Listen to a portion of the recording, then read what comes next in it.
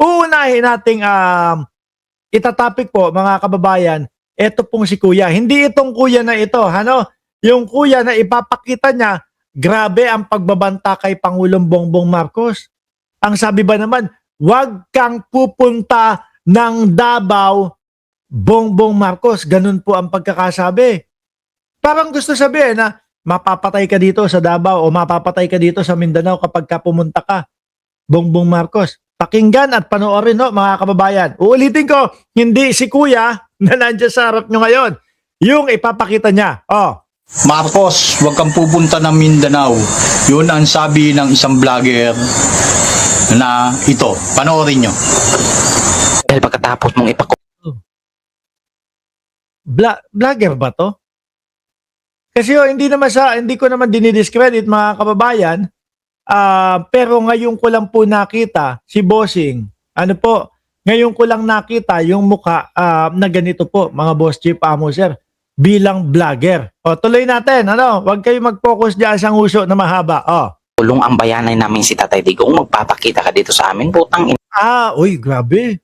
Mabigat palang magsalita.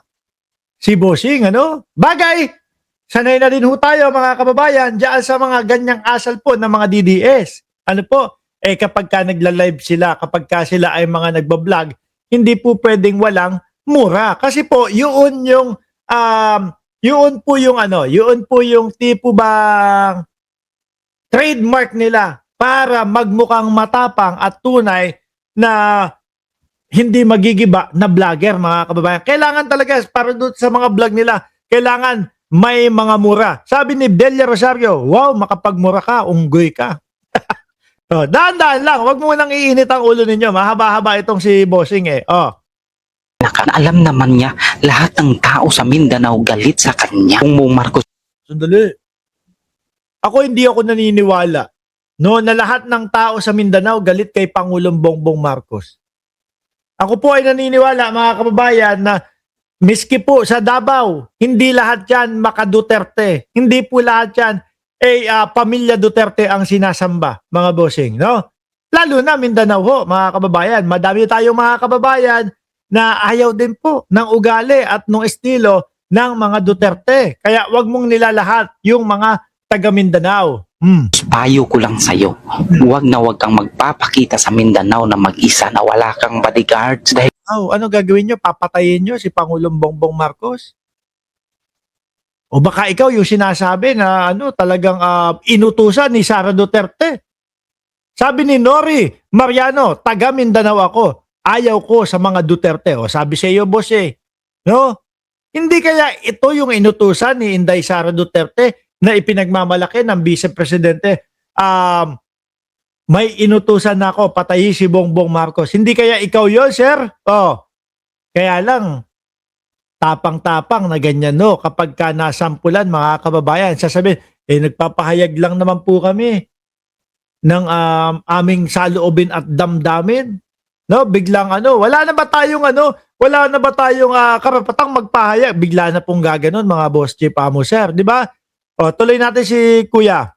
buong tao sa Mindanao galit na galit sa'yo dahil sa kabalbalan na pinagagawa ninyo ngayon sa gobyerno. At gusto namin marinig. Gusto naming marinig, mga DDS. Kung meron mang mga DDS dyan sa comment section, pakiipaliwanag nga sa amin kung ano yung kabalbalan, kabulastugan, katarantaduhan na ginawa ng ating Pangulo. Kasi mga kababayan, lagi kong naririnig sila ng ganyan. Na etong gobyerno ni Pangulong Bongbong Marcos ay puro daw po kalokohan, puro daw po corruption. Pero hanggang ngayon mga bossing, hanggang ngayon po wala pa din akong nakikita na nailalantad nila na konkretong ebidensya laban kay Pangulong Bongbong Marcos. Puro sabi-sabi lang mga bossing. Panay sabi-sabi lang mga kababayan. Di ba? Pero tayo, tingnan nyo, doon sa Vice Presidente, merong mga confidential funds, merong mga gawa-gawang mga resibo, na nagngangalang Mary Grace Piatos, etc. At kung ano-ano pa mga bossing. Di ba? Ano pa? Merong bribery, di umano.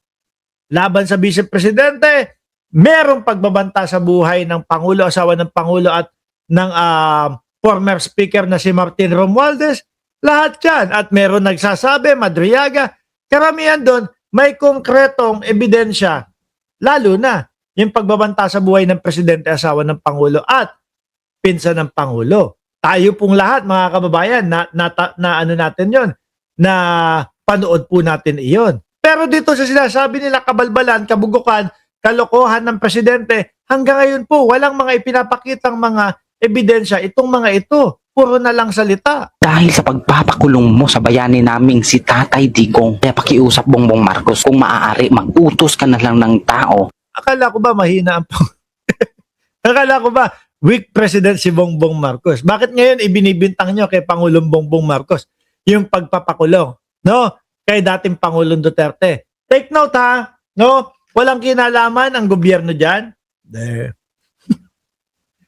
Walang kinalaman ang gobyerno ni Pangulong Bongbong Marcos diyan.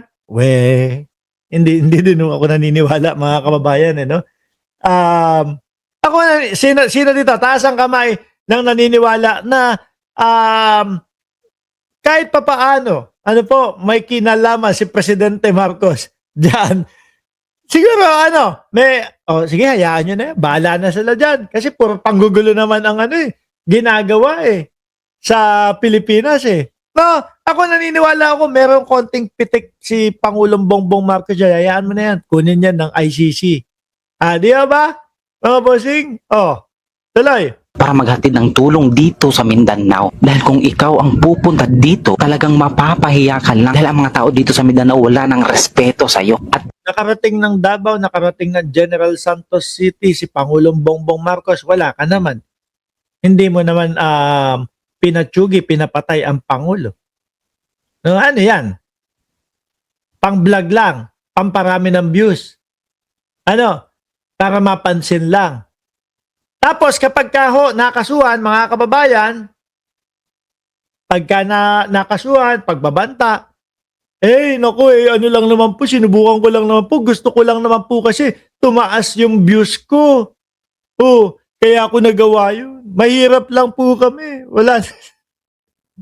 Biglang iyakan na. paalala ko lang, karapatan ng mga taga Mindanao na makatanggap ng ayuda dahil pera nila yan. Dapat Ipapaabot naman, di ba? tulong mo doon sa mga nabiktima ng lindol. Huwag ninyong nakawin yan. Parang awa mo na Bongbong. Tumitira ba tong hanayupak na ito?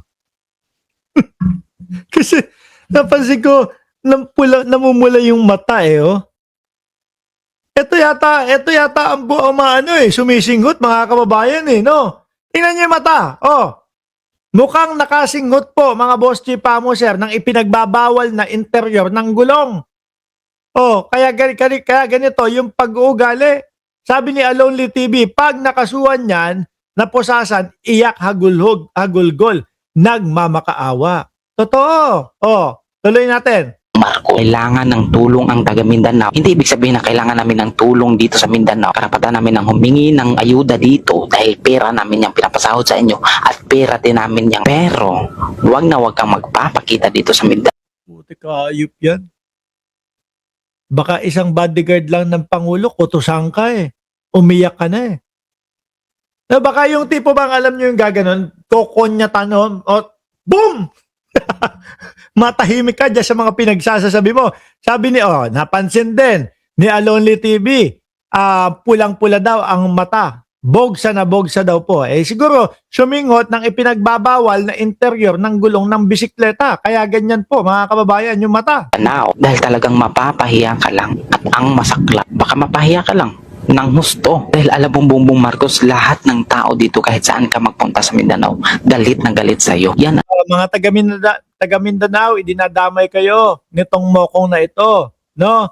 Nagalit daw kayong lahat kay Presidente Marcos. Ayan Galit daw kayong lahat kay Presidente Marcos, mga taga Mindanao. Alisin ko na, nakaka-visit lang mga kababayan.